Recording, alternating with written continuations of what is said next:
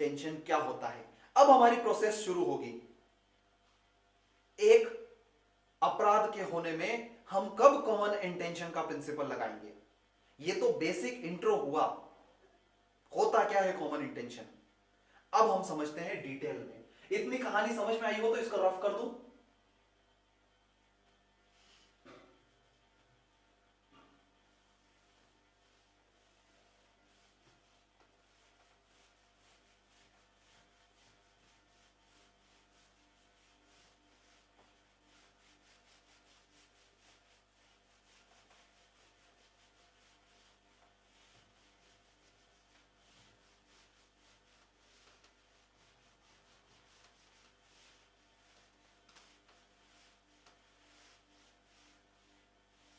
चलो अब हम पढ़ते हैं कॉमन इंटेंशन का प्रिंसिपल।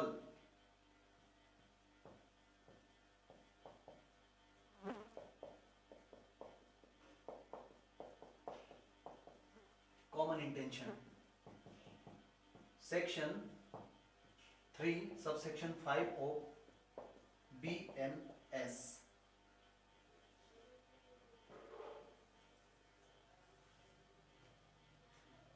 यही पर दिया गया है बिल्कुल।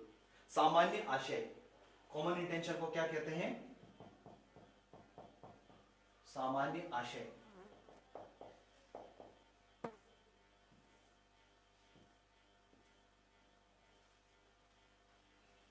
चलो अब आ जाओ सेक्शन पर। तीन शब्द होते हैं, तीनों का मतलब हमें समझना है। एक होता है कॉमन इंटेंशन, सामान्य आशय। एक होता है सिमिलर इंटेंशन, यानी कि समान आशय। और एक होता है कॉमन ऑब्जेक्ट। इन तीनों का मतलब हम लोगों को समझना है।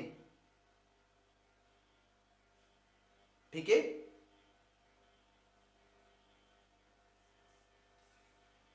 चलो डेफिनेशन क्लोज पर आ जाओ। क्या बोल रही है डेफिनेशन।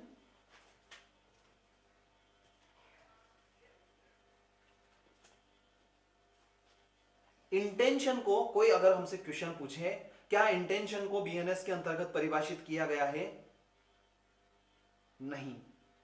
लेकिन क्या सामान्य आशय को परिभाषित किया गया है, बिल्कुल किया गया है। कॉमन इंटेंशन को डिफाइन किया गया है। कहां पर, सेक्शन 3 सबसेक्शन 5 में। देखो क्या बोल रहे हैं, जब कोई आपराधिक कार्य कई व्यक्तियों द्वारा अपने सबके सामान्य आशय को अग्रसर करने में किया जाता है, तब ऐसे व्यक्तियों में से प्रत्येक व्यक्ति उस कार्य के लिए उसी प्रकार दायित्व के अधीन होगा मानो वह कार्य अकेले उसी ने किया हो। क्या मतलब है इसका। सबसे पहला पॉइंट, इसके जब हम आवश्यक तत्व देखते हैं,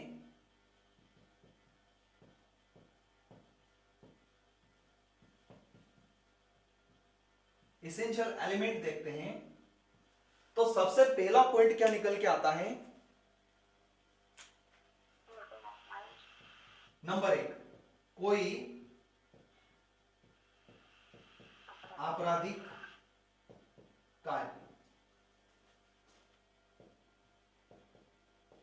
कोई आपराधिक कार्य किया जाना। यानी आप लोग मेरे से पैसे मांगने के उद्देश्य से आए, क्या यह आपराधिक काम था क्या। लेकिन आप लोग मेरे से इस उद्देश्य से, इस इंटेंशन के साथ आए कि अगर ये पैसे नहीं देगा तो इसके साथ मारपीट करेंगे। क्या ये आपराधिक कार्य था क्या, बिल्कुल ऐसा होना चाहिए, कोई आपराधिक कार्य का किया जाना। फिर दूसरा, उसमें कम से कम एक से अधिक व्यक्ति होने चाहिए, 2 व्यक्ति होने चाहिए, तब सेक्शन 3 सब सेक्शन 4 लगेगा। क्या बोल रहा है, ऐसा कार्य कई व्यक्तियों द्वारा। अब कई व्यक्तियों का मतलब क्या है, एक से अधिक व्यक्तियों द्वारा किया जाना।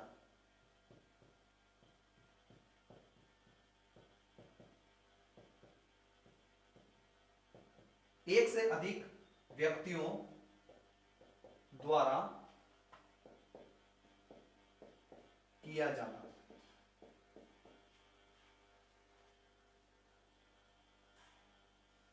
कोई आपराधिक कार्य का किया जाना, और ऐसा कार्य एक से अधिक व्यक्तियों का, क्या सिर्फ एक ही व्यक्ति द्वारा कोई अपराध किया गया है तो उसके ऊपर भी कॉमन इंटेंशन लगेगा क्या?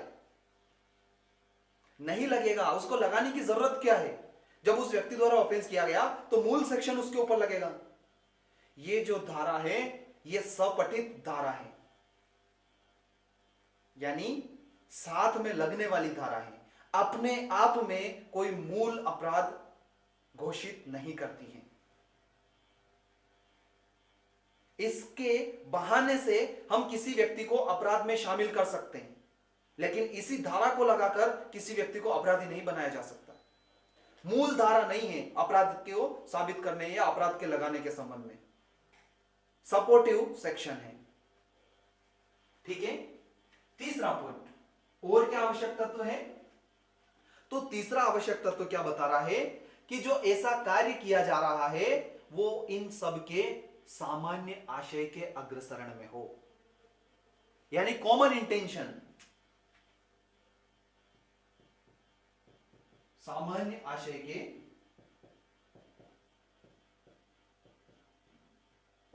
अग्रसरण में हो। अब आप मेरे को बात बताओ, आप लोग मेरे पास पैसे मांगने आए और ये सोच के आए कि नहीं आएगा तो इसके साथ मारपीट करेंगे, इतना तो आप लोगों ने सोच लिया था। और दूसरा, एक व्यक्ति ने चाकू अंदर डाल दिया और मेरे को निपटा दिया।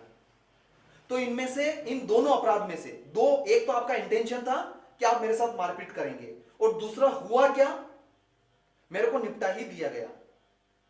तो कौन सा कार्य सामान्य आशय के अग्रसरण में कर रहे थे आप? है ना? सामान्य आशय जो कर रहे थे आप, मारपीट करने के हिसाब से दिमाग में था, लेकिन उस सामान्य आशय के अग्रसरण में आपने, आप में से किसी व्यक्ति ने उसके अग्रसरण में कौन सा काम कर दिया? मृत्यु कारित कर दी।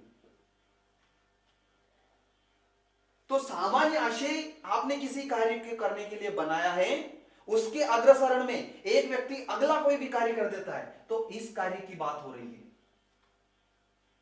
कि उसके अग्रसरण में जो काम किया जाता है ना, चाहे एक भी कर दे, एक से अधिक व्यक्तियों द्वारा, उनमें से एक भी ऐसा कर दे कोई आपराधिक कार्य, तो सबको लपेट लिया जाएगा। ऐसे निकलता है कॉमन इंटेंशन। ये है इसके आवश्यक तत्व। देखो वापस से पढ़ो इसको। क्या बोल रहा है कि जबकि कोई भी आपराधिक कार्य कई व्यक्तियों द्वारा अपने सब के सामान्य आशय को अग्रसर करने में किया जाता है, तब ऐसे व्यक्तियों में से प्रत्येक व्यक्ति उस कार्य के लिए उसी प्रकार से दायित्व के अधीन होगा मानो वह कार्य अकेले उसी ने किया हो। है ना? हम क्या समझ रहे हैं, उसके ऊपर कंस्ट्रक्टिव लायबिलिटी कैसे निर्धारित कर रहे हैं? हम उसको यह बता रहे हैं कि भले तुम्हारे साथी ने किया, लेकिन हम यह मानकर चल रहे हैं कि वो काम तुम ही ने किया है, इसलिए तुम्हारे ऊपर भी मूल सेक्शन लगेगा। लेकिन इतना आसान नहीं है। कॉमन इंटेंशन को साबित करने के लिए हमें कुछ और फैक्ट्स देखने पड़ते हैं। क्या है और फैक्ट्स?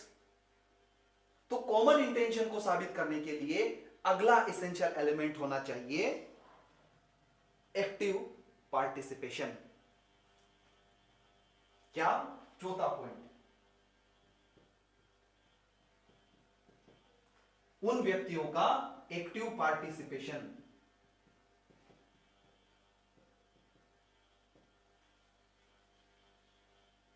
यानी कि सक्रिय योगदान या सक्रिय भूमिका।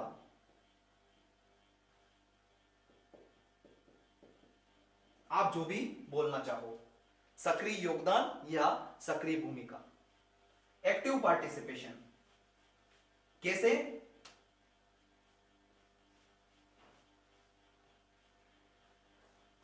यहीं पर हम एक केस पढ़ते हैं, उस केस का नाम है बरेंद्र कुमार घोष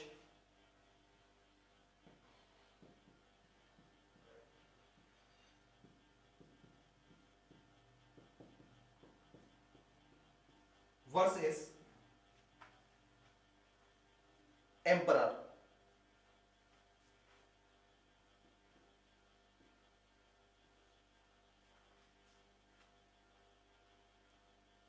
क्या हुआ इस केस में?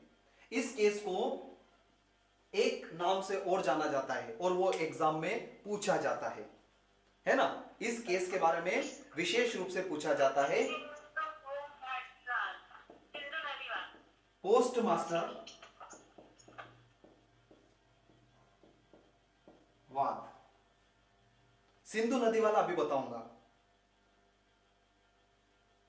Post master case, Barendra Kumar Ghosh versus emperor. क्या हुआ? ये एक पोस्ट ऑफिस था, इधर एक कैशियर पोस्टमैन साहब बैठे थे। कैशियर नहीं कहेंगे, पोस्टमैन कहेंगे। कुछ लोग, 4 लोग, 1 2 3 और 4, उसमें से ये लोग भी अंदर घुस गए, एक व्यक्ति बाहर खड़ा रह गया। कौन? बरेंद्र कुमार घोष। ये 3 लोग इस पोस्ट ऑफिस को लूटने आए, लूट के इरादे से आए। जब ये लूट कर रहे थे तो पोस्टमैन साहब ने, पोस्ट मास्टर साहब ने इनको पैसे देने से मना कर दिया। तो इनमें से किसी एक ने इनको निपटा दिया और भाग गए। तो लास्ट में ये व्यक्ति बरेंद्र कुमार घोष, ये तो भाग गए, ये व्यक्ति हाथ में आ जाता है, बरेंद्र कुमार घोष। तो इसके ऊपर पुरानी आईपीसी थी, उसका सेक्शन 34 लगा करके हत्या का मुकदमा चलाया जाता है। अभी का मानो तो सेक्शन 3 सब सेक्शन 5। तो ये व्यक्ति बोलता है, सर मैं तो बाहर था, मैंने कैसे हत्या करी? मेरा कोई एक्टिव पार्टिसिपेशन नहीं था। तो इस केस में एम्परर ने, प्रिवी काउंसिल ने, एम्परर का मतलब है, एम्परर मतलब किंग के खिलाफ केस लगा था। अभी हम देखते हैं ना भारत संघ, ऐसा, क्योंकि यूनियन के खिलाफ केस लगता है। उस समय पर चूंकि ये आजाद भारत का केस नहीं था तो किंग के खिलाफ लगता था, वर्सेस किंग एम्परर। तो वहां पर जो केस लगता था, वहां की प्रिवी काउंसिल हाईएस्ट कोर्ट होती थी, सबसे सुपीरियर कोर्ट। जैसे अभी सुप्रीम कोर्ट है, पहले सुप्रीम कोर्ट नहीं हुआ करते थे, पहले हाई कोर्ट हुआ करते थे। हाई कोर्ट से डिसीजन के बाद सीधा सुप्रीम कोर्ट में वहां पर जाते थे, प्रिवी काउंसिल में। तो ऐसा ही हुआ, ट्रायल कोर्ट ने इस व्यक्ति को 34 के अंतर्गत दोष सिद्ध कर दिया। हाई कोर्ट में गए, वहां पर भी हो गया, फिर ये प्रिवी काउंसिल में गए, तो वहां पर भी उन्होंने माना कि इस व्यक्ति का भी एक्टिव पार्टिसिपेशन था, भले ही ये गेट के बाहर खड़ा था। और इस व्यक्ति का, चूंकि ये अपराध करने का कॉमन इंटेंशन था और उसके अग्रसरण में किसी एक व्यक्ति ने दूसरे को निपटा दिया, अगले को, पोस्ट मास्टर साहब को, तो हम क्या समझेंगे? ये बोल रहा है कि सर मैंने एक्टिवली थोड़ी मारा, मैं तो बाहर खड़ा था। तो कोर्ट ने क्या बोला? भैया तुम्हारा एक्टिव पार्टिसिपेशन था। तो कॉमन इंटेंशन होने के लिए एक्टिव पार्टिसिपेशन जरूरी है। अब ये कैसे साबित होगा? ये फैक्ट्स एंड सर्कमस्टेंस पर साबित होगा, ठीक है? लेकिन शर्त क्या है? एक्टिव पार्टिसिपेशन होना। ये है महत्वपूर्ण ग्राउंड। उसके बाद एक और ग्राउंड आता है। ये समझ में आया केस? बहुत बढ़िया। अब उसके बाद आता है अगला पॉइंट। क्या है अगला पॉइंट? अगर आपको कॉमन इंटेंशन साबित करना है तो उसके लिए अगला पांचवा पॉइंट क्या है? प्री मीटिंग ऑफ माइंड या प्री अरेंज प्लान।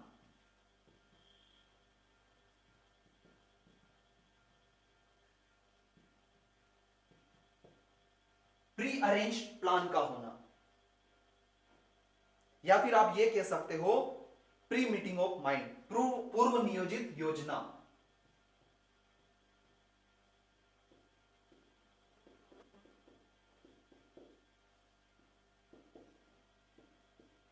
पूर्व नियोजित योजना का होना या प्री मीटिंग ऑफ माइंड का होना, इधर ही लिखता हूं मैं।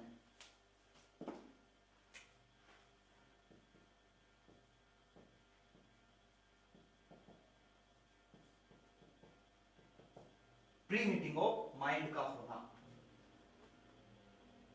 क्या मतलब? अगर हमें किसी व्यक्ति को कॉमन इंटेंशन के रूप में उसके साथ ही ऑफेंस के साथ अपने को उस व्यक्ति को भी अपराध में लाना है कि भैया तुमने भी हत्या करी है, तो हमें यह साबित करना पड़ेगा कि उस व्यक्ति का प्री मीटिंग ऑफ माइंड था अगले के साथ। किस बात का pre meeting of mind? Common intention में कार्य करने का, कि हां हमें ऐसा काम करना है। अब उसके अग्रसरण में तुमने आगे कर दिया तो हम उसका अगले का ऑफेंस के लिए आपको लाइबल ठहरा रहे हैं, लेकिन ये पहला जो काम है कॉमन इंटेंशन के साथ जो आप काम कर रहे थे, ये काम करने का आपके प्री मीटिंग ऑफ माइंड होनी चाहिए। यानी भले मैं और भावना जी, उमा जी और पूजा सब लोग साथ में जा रहे हैं, लेकिन एक दूसरे की किसी के साथ बात नहीं हुई। मैंने वो फैक्ट आपसे इसीलिए पूछा था कि भावना को नहीं पता था, हाँ ये तो सिर्फ पैसे मांगने आए थे, तो चूंकि पूजा ने मेरे साथ मारपीट स्टार्ट करी तो भावना ने सिर्फ मेरे को पकड़ लिया। प्री मीटिंग ऑफ माइंड नहीं हुआ था इन दोनों का कि इनके साथ मारपीट भी करनी है।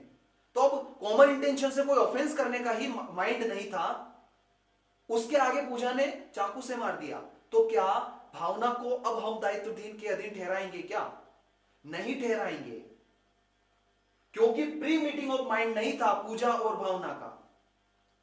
यानी पहले से इनके दिमाग में एक दूसरे के प्रति क्लैरिटी नहीं थी कि अगर ये ऐसा नहीं करेंगे तो हम ऐसा करेंगे। इनके दिमाग में पहले से क्या था?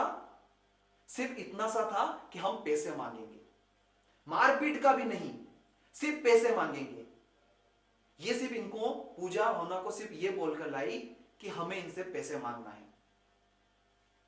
अब मौके पर कुछ भी नहीं हुआ, पूजा मेरे को मारने लग गई, मैं भी उनको मारने लग गया, तो उनको बचाने के चक्कर में भावना जी रोल में आई, उतने में पूजा ने मेरे को निपटा दिया।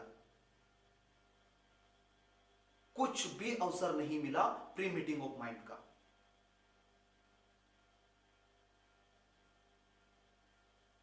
दस मिनट और ले लेते हैं, क्योंकि कॉन्सेप्ट बीच में छूट जाएगा तो मैं कल फिर नहीं बता पाऊंगा। 10 मिनट में क्लास खत्म हो रही है। प्री मीटिंग ऑफ माइंड का, तो अगर पहले से प्री मीटिंग ऑफ माइंड था तो हम क्या कहेंगे कि आपने कॉमन इंटेंशन के साथ अपराध किया है। लेकिन अगर पहले से प्री मीटिंग ऑफ माइंड नहीं था तो हम क्या कहेंगे? आपने सिमिलर इंटेंशन के साथ अपराध किया है। यानी कि भले ही भावना का भी मेरे को मारने का इरादा था, पूजा को भी मेरे को मारने का इरादा था, लेकिन दोनों का प्री मीटिंग ऑफ माइंड नहीं हुआ, तो दोनों को अपने अपने अलग अलग ऑफेंस के लिए दंडित किया जाएगा। इसको बोलते हैं सिमिलर इंटेंशन, जो कि अगले ही सबसेक्शन में है। सबसेक्शन 5 और सबसेक्शन 6 में यही अंतर है। सबसेक्शन 6 जो है उसमें कंस्ट्रक्टिव लायबिलिटी नहीं लगती है, और सबसेक्शन 5 में कंस्ट्रक्टिव लायबिलिटी लगती है, क्योंकि वो कॉमन इंटेंशन है और अगला वाला सिमिलर इंटेंशन है। इस बात को स्पष्ट किया गया एक केस में जिसका नाम है महबूब शाह वर्सेस एम्परर। क्या है केस का नाम? महबूब शाह वर्सेस एम्परर।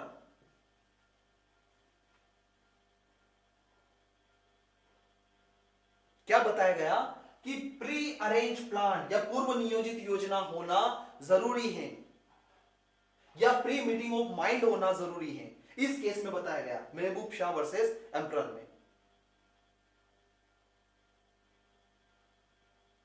अगर प्री मीटिंग ऑफ माइंड नहीं है तो वो कॉमन इंटेंशन नहीं है, तो फिर वो कौन सा इंटेंशन है? वो सिमिलर इंटेंशन है।